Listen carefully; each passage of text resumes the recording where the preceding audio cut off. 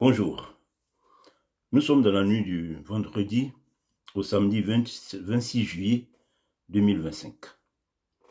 D'abord, je voudrais vous prier de me pardonner, de pardonner mon manque d'assiduité, car je n'ai pas toujours le temps. Mais par moments, comme aujourd'hui, l'actualité exige vraiment un mot. Alors nous allons parler de l'État de Palestine. Il faut dire qu'au niveau international, depuis plus d'un demi-siècle, aucun sujet ne soulève autant les passions que les conflits israélo-arabes. Et en fonction de son parti pris, chacun se détermine pour ou contre la reconnaissance de l'État de Palestine, qui focalise beaucoup l'actualité, comme si la réalité dépendait du parti pris des uns et des autres. Alors, je dis, ressaisissons-nous et en commençant par le b.a.-ba de ce qu'est un État. Les éléments constitutifs d'un État sont une population, un territoire et un pouvoir politique. Un État doit rassembler toujours ces trois éléments. Et on retrouve cela dans la Convention de Montevideo de 1933, qui dit qu'un État est une entité pleine et effective respectant 4 critères fondamentaux. Donc, une population effective, un territoire bien défini, un gouvernement effectif qui a vraiment l'autorité sur ce territoire-là et sur cette population. Et quatrième critère fondamental, une aptitude à entrer en relation avec d'autres États, en particulier son voisinage immédiat, enfin disons la reconnaissance internationale. Alors, examinons les éléments constitutifs de l'État de Palestine, brièvement. La population. Bon, on a autour de 6 millions, autour de 6 millions d'habitants. Et on sait qu'il y a beaucoup de réfugiés dans des camps au Liban, en Syrie. Au Liban, c'est des centaines de milliers, dans plus d'une dizaine de camps. En Syrie, c'est plus d'un demi-million de réfugiés palestiniens. Alors, ces réfugiés-là, si l'État se retrouve, puisqu'aujourd'hui, ils sont dans ces camps pris en charge par les Nations Unies à travers l'UNRWA, une agence de l'ONU, qui leur garantit leur droit de retour. Ils doivent retourner. Alors, où est-ce qu'ils vont retourner ces centaines de milliers, voire peut-être même vers le million de personnes, ils vont retourner sur le territoire palestinien, c'est-à-dire en Cisjordanie ou à Gaza, ou bien ils vont retourner dans leur village d'où sont partis leurs grands-parents, arrière-grands-parents en 1948-1949. Bon, donc ça c'est des questions qui ne sont pas encore bien réglées, mais enfin, ça ce ne sont que des questions techniques qui ne posent pas beaucoup de problèmes politiques. En revanche, les autres critères, le territoire. La Cisjordanie est occupée et morcelée avec de nombreuses implantations juives aujourd'hui. Gaza est en guerre avec une présence militaire israélienne qui contrôle aujourd'hui plus des 2/3 de son étendue. Le pouvoir politique. Donc, le pouvoir politique n'est pas effectif sur le territoire, mais ce pouvoir politique lui-même. Aujourd'hui, nous avons en Cisjordanie une autorité palestinienne. Cette autorité palestinienne était tenue par l'OLP. L'OLP composé de Fatah, du Front populaire de libération de la Palestine, du Front démocratique de libération de la Palestine, donc ces différents groupes armés. Est-ce qu'aujourd'hui, ils sont toujours en bonne cohésion? Parce que après la reconnaissance d'Israël par Yasser Arafat, au moment des accords d'Oslo, il y a eu des dissensions, il y a certains qui n'étaient pas d'accord. Donc aujourd'hui, quelle est leur cohésion de groupe? Et à côté de ceux-là, il y a d'autres groupes comme le Hamas, qui avait même chassé l'autorité palestinienne de Gaza. Il y a le djihad islamique. Donc, c'est toute une myriade de groupes aujourd'hui qui constituent la classe politique, la classe politique palestinienne. Et ils sont en conflit les uns avec les autres, et ce qui rend difficile la détermination d'une autorité politique qui pourrait vraiment prendre en charge l'ensemble de l'État. Quatrième critère, l'aptitude à entrer en relation avec d'autres États, c'est-à-dire la capacité de commercer avec l'extérieur, à commencer bien sûr par ses voisins immédiats. Nous savons que le Hamas et la plupart des organisations politiques palestiniennes ne reconnaissent pas l'existence d'Israël, ce qui motive leurs incessantes attaques contre l'entité sioniste, comme ils disent. On entend des fois dire que l'autorité palestinienne plus responsable reconnaît l'État d'Israël. C'est vrai qu'avec les accords d'Oslo, Yasser Arafat a dû reconnaître l'État d'Israël pour qu'il puisse lui-même avoir la possibilité de retourner en Palestine. Mais au-delà des mots, c'est quoi la réalité? Sachez que à tout Palestinien qui commet un attentat contre les Israéliens, soit il y a des fois des bombes humaines, des attentats meurtriers, des fois c'est des attaques contre les forces de l'ordre, et puis bon, ben, ces terroristes-là sont arrêtés par les forces de l'ordre israéliennes. Donc tout Palestinien qui commet un attentat contre les Israéliens, donc soit qui meurt, soit qui est emprisonné, l'autorité palestinienne accorde des indemnités à vie à ses parents. Est-ce là l'attitude acceptable d'une autorité qui veut vivre en paix avec Israël, en paix avec son voisin? C'est-à-dire, vous êtes chez vous, quand vos enfants lancent des pierres dans la cour de votre voisin, ben vous le félicitez avec des bonbons. Donc la réalité, à ce jour, est que le droit des Juifs à disposer d'un État est rejeté par la majorité de la classe politique arabe. Que cette dernière l'avoue, comme le Hamas, c'est clair, ils disent qu'ils ne veulent pas l'État d'Israël, ils veulent le détruire, ou qu'elle le dissimule, comme l'autorité palestinienne. Donc, vous l'aurez compris, en examinant un à un les éléments constitutifs de l'État de Palestine, on constate que cet État est inconsistant et que cet État n'est pas viable.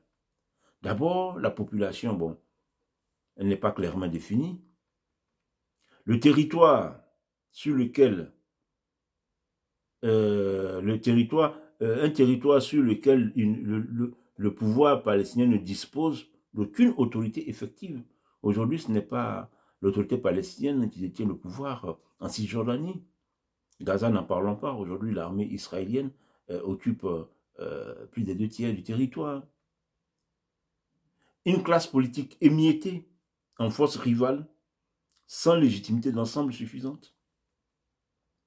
Un tropisme islamiste qui maintient dans l'incapacité à organiser une coexistence pacifique avec son voisin juif. L'État de Palestine est un ectoplasme, raison pour laquelle on ne sait pas qu'il existe alors qu'il a été proclamé depuis 1988 à Alger. Si sa reconnaissance servait à quelque chose, on le saurait, puisqu'il est reconnu aujourd'hui par près de 130-140 États.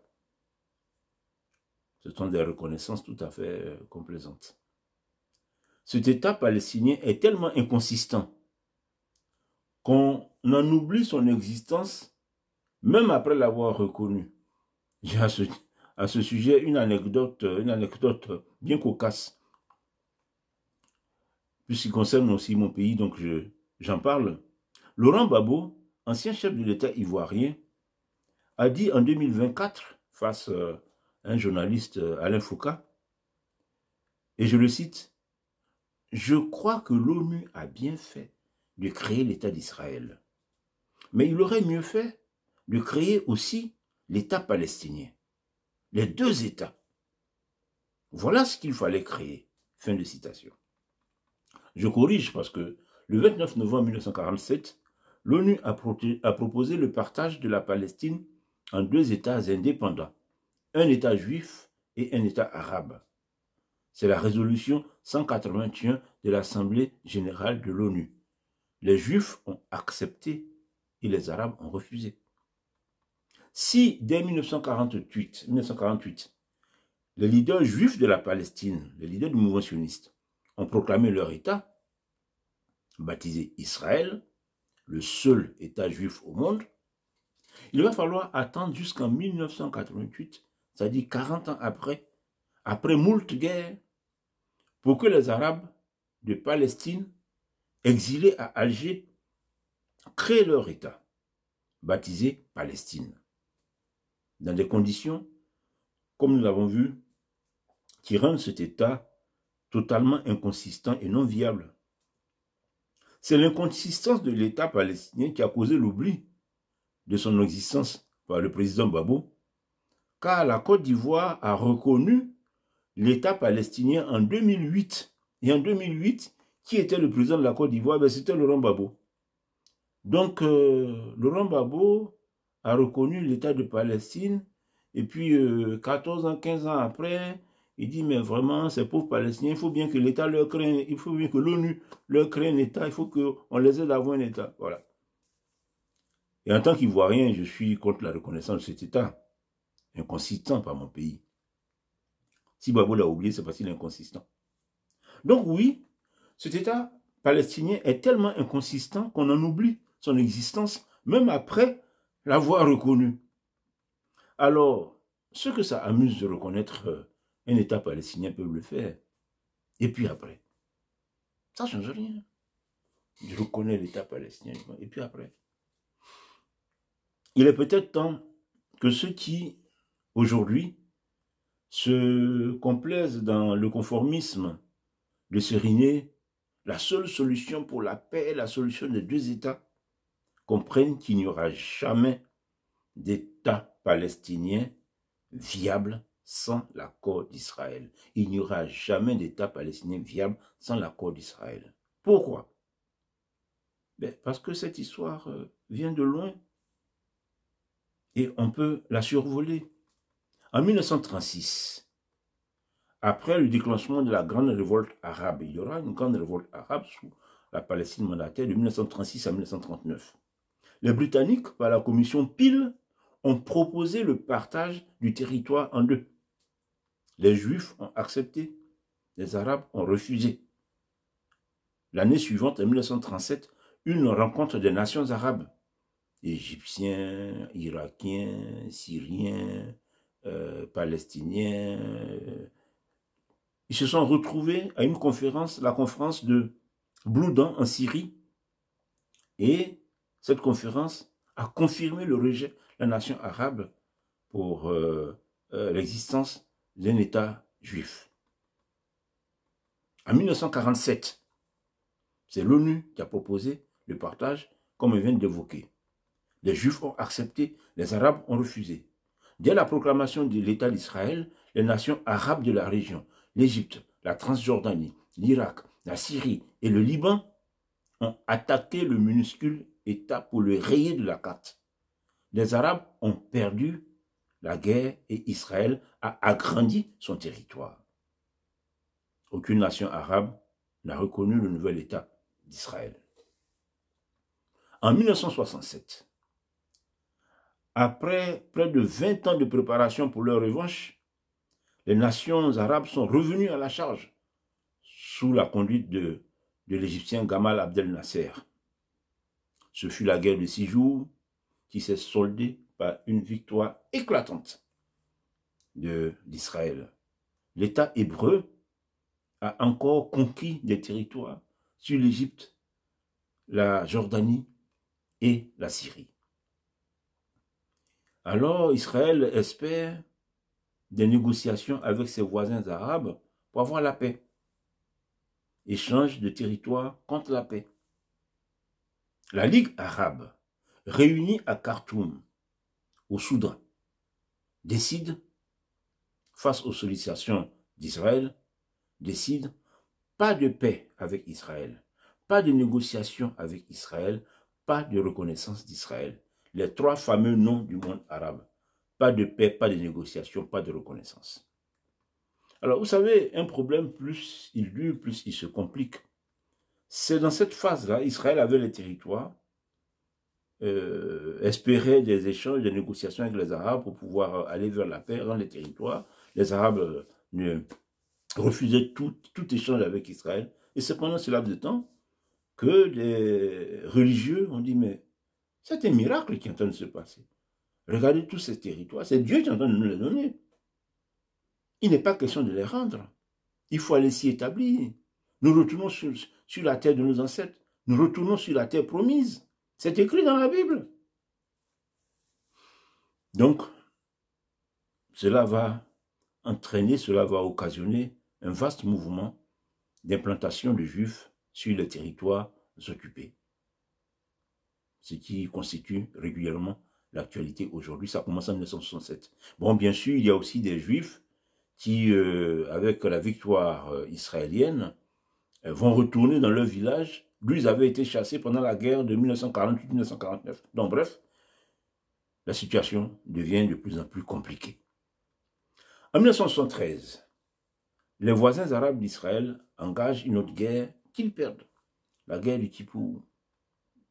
Israël garde la main tendue vers ses voisins pour un deal de territoire contre la paix. Finalement, c'est l'Égypte de Nasser qui saisit la main tendue d'Israël pour aboutir aux accords de Camp David de 1978 et la restitution du Sinaï à l'Égypte. Et cela va être vu comme une véritable trahison de l'Égypte par le monde arabe, puisque l'Égypte était le pays qui dirigeait toute la nation arabe dans ce combat contre l'État, contre Israël. Cela sera perçu comme une trahison. Et d'ailleurs, quelques années plus tard, le président Sadat sera assassiné par des islamistes égyptiens. En 1979, il y a la révolution islamique en Iran. Et comme la nature a horreur du vide, l'Égypte a laissé le leadership du monde arabe dans la lutte contre Israël. Mais l'Iran prend sous sa conduite la réalisation du projet de destruction d'Israël. Le régime des mollahs chiites, pour son ambition hégémonique régionale, engloutit une part importante de ses revenus dans ce projet funeste. Développement de son armement, avec une ambition nucléaire clairement affichée, création ou encouragement de groupes djihadistes autour d'Israël, prendre Israël en étau, avec formation et équipement de ces groupes armés, encadrement militaire par le corps des gardiens de la révolution islamique. Alors, depuis des décennies, avec le Hezbollah chiite au Liban, le Hezbollah a été créé donc par le corps des gardiens de la révolution en 1982 dans le sud du Liban. Des groupes armés en Cisjordanie et à Gaza, dont le Hamas. Le Hamas est une branche des frères musulmans qui existe depuis 1987 dans la bande de Gaza. Le djihad islamique. Des groupes chiites en Irak. Après la chute de Saddam Hussein, il y a eu tout un chaos dans le pays. L'Iran est venu monter des groupes armés dans les populations chiites qui sont majoritaires en Irak. En Syrie, depuis les printemps arabes, tout le chaos syrien, Bachar el-Assad avait besoin de l'aide de l'Iran. Ça a été là aussi l'occasion pour l'Iran d'installer des groupes armés dans la perspective de la destruction d'Israël, des Houthis au Yémen. Donc, c'est une invincible armada, une nébuleuse terroriste qui était supposée rayer Israël de la carte le moment venu. Et ce moment est arrivé le 7 octobre 2023, après plus de 40 ans de préparation sous la conduite de l'Iran. Le Hamas déclenche les hostilités que nous avons vues. Résultat de course, Israël défait l'Iran et ses proxys les uns après les autres. Le Hamas, décapité et réduit à presque rien, n'a que les otages et la propagande mensongère pour continuer d'exister.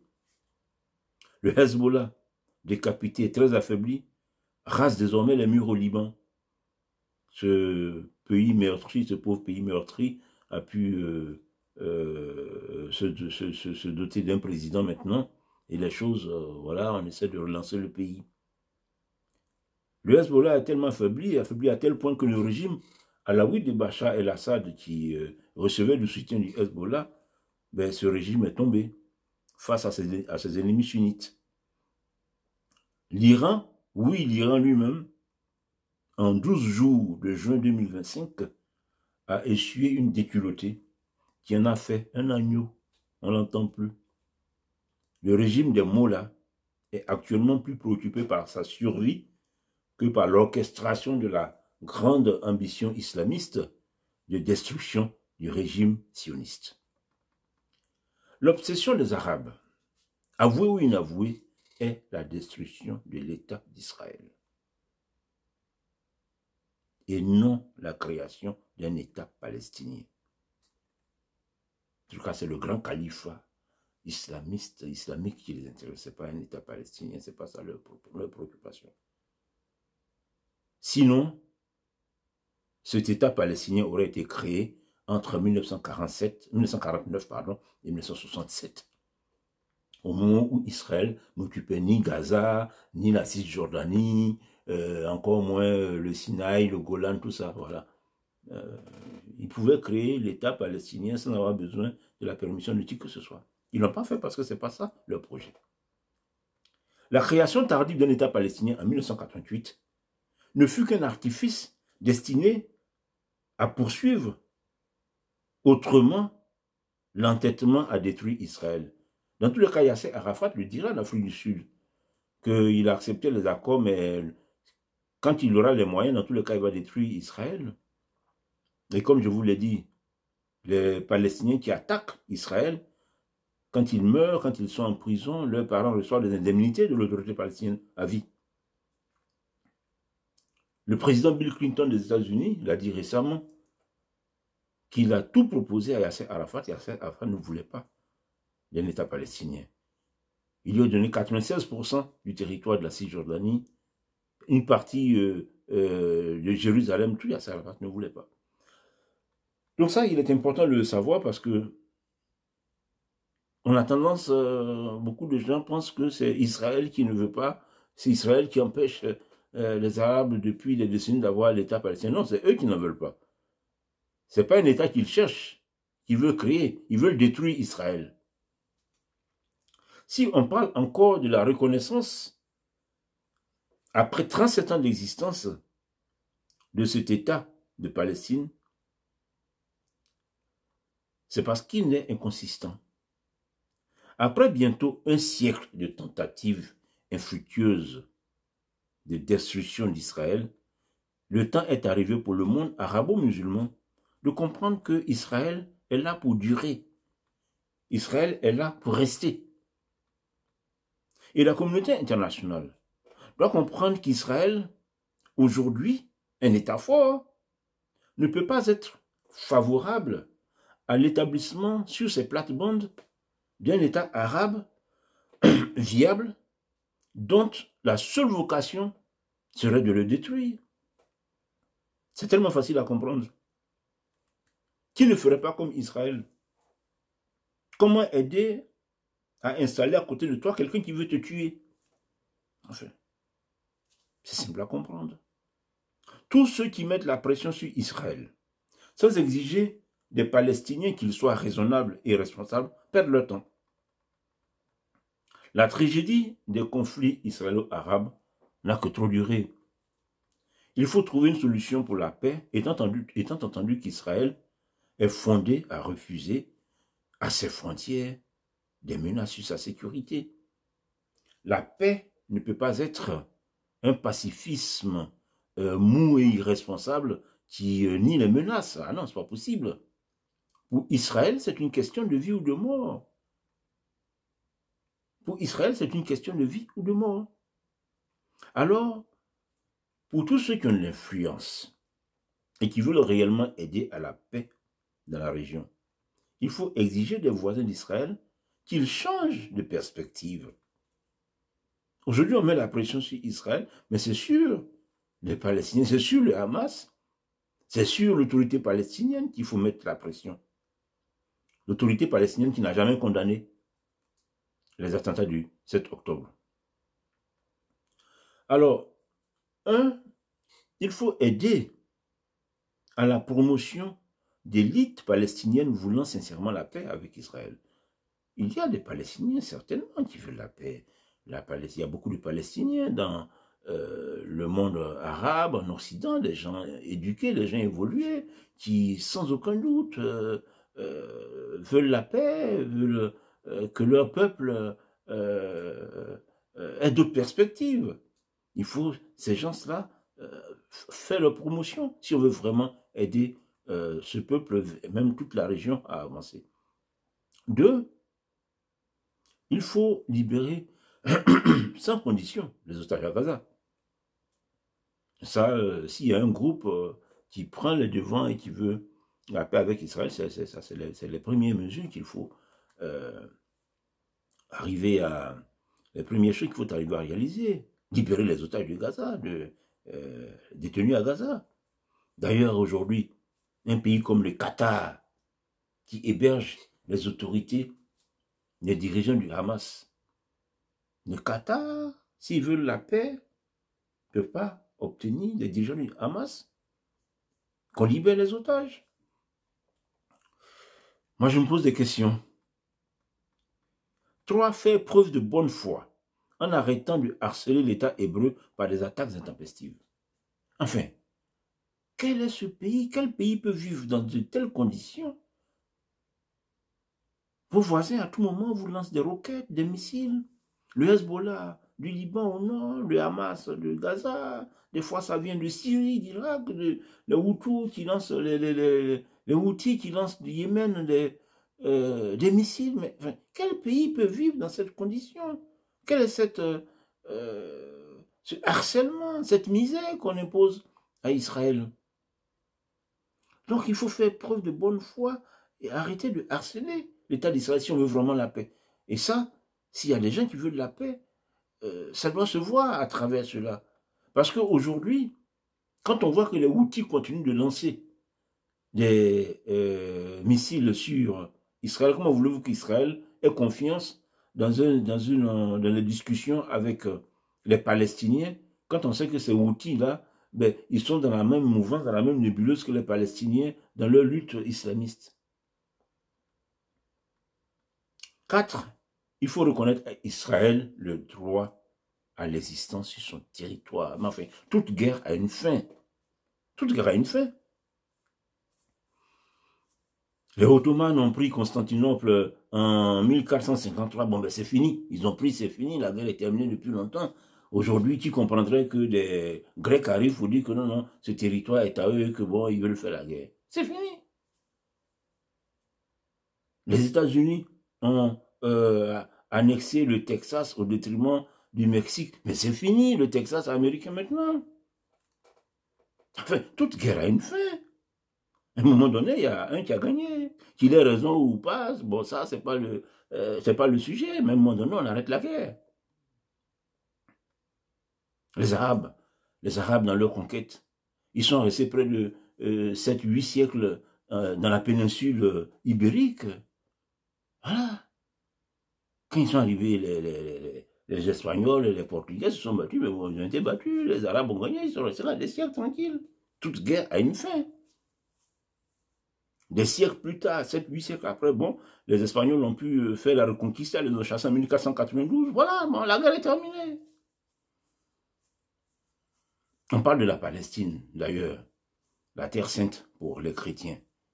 Pendant 2-3 siècles, à partir du 10e, 11e siècle, les croisés sont allés pour chasser les infidèles, se sont installés en Palestine, ils ont créé ce qu'on appelle les États latins d'Orient, au Levant. Bon, à un moment donné, voilà, la guerre était terminée, ils sont restés là 2-3 siècles. Au XIIIe siècle, les Ottomans, les Mamelouks, pardon, les Mamelouks égyptiens les ont chassés. C'est terminé, la guerre est terminée. Toute guerre a une fin, bon sang. Les Arabes doivent comprendre, doivent admettre qu'ils ont perdu leur guerre contre Israël. Ils ont perdu en 1948-49, ils ont perdu en 1967, ils ont perdu en 1973. On a vu l'Iran pendant des décennies a dit qu'il allait détruire Israël. Ben, Israël vient de le mettre à genoux. Ben bon, c'est terminé. La guerre est finie. Donc, il faut que la communauté internationale, l'ONU et la communauté internationale cessent d'encourager les Palestiniens. Parce qu'aujourd'hui, quand on entretient les gens dans des camps avec, en leur disant ils ont un droit de retour, ils ont un droit au retour, quand on voit toutes les résolutions qui sont faites contre Israël à l'ONU, mais enfin, on encourage les Palestiniens dans leur entêtement.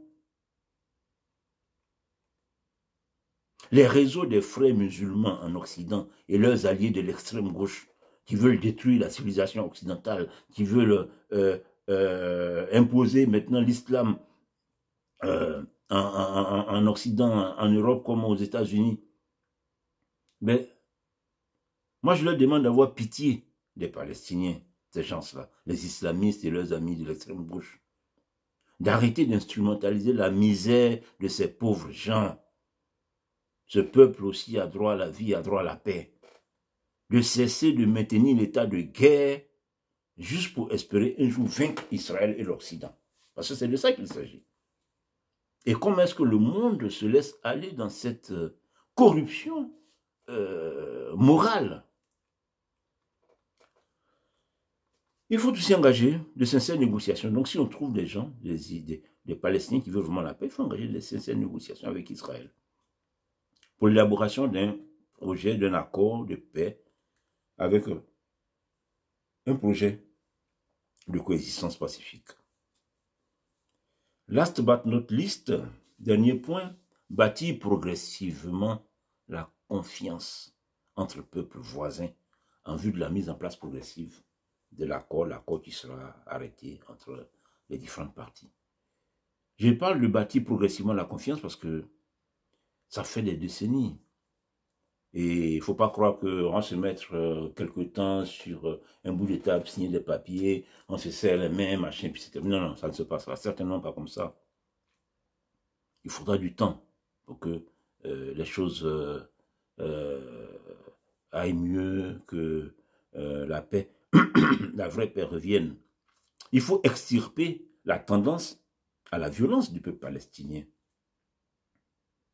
Les Palestiniens, ils étaient en Jordanie, en 70, les autorités jordaniennes ont dû chasser les groupes armés palestiniens parce qu'ils voulaient même renverser le régime. Ils sont allés au Liban, ils ont été à l'origine de la guerre civile qui a détruit ce pays, le Liban. Les Palestiniens sont à l'origine des guerres, la guerre civile libanaise. Il y avait des Palestiniens au Koweït. Après la première guerre du Koweït, les Koweïtiens les ont chassés, près de 200-300 000 Palestiniens, parce que bon, ben, ils soutenaient l'invasion de Saddam Hussein du Koweït. Donc, c'est un peuple, il y a cette tendance à la violence du peuple palestinien, tendance issue, c'est pas de leur faute, hein, issue du martyre subi depuis tant de décennies. C'est un peuple qui a besoin d'être aidé psychologiquement. C'est un peuple qui a besoin d'être aidé. Donc, leur destin ne doit pas être de mourir en martyr, le destin des jeunes de mourir en martyr en tuant des juifs. C'est quoi ça? C'est quoi le destin d'un peuple? En Israël, les jeunes sont éduqués à célébrer la vie, Les jeunes Palestiniens ont aussi droit à la vie. Donc ça, c'est un travail qui va nécessiter du temps. Il y a du boulot, mais il faut faire vite. Il faut faire vite, car à la longue, l'État Israël serait fondé à annexer la Cisjordanie et Gaza. Des territoires, faut-il le rappeler, qu'il pourrait garder comme droit de conquête à l'issue de la guerre de 1967 provoquée par les nations arabes. Israël pourrait annexer Gaza et la Cisjordanie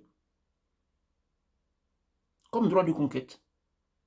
Il a été attaqué, c'est dans la guerre qu'il a gagné ces territoires. Ils peuvent fonder de les garder.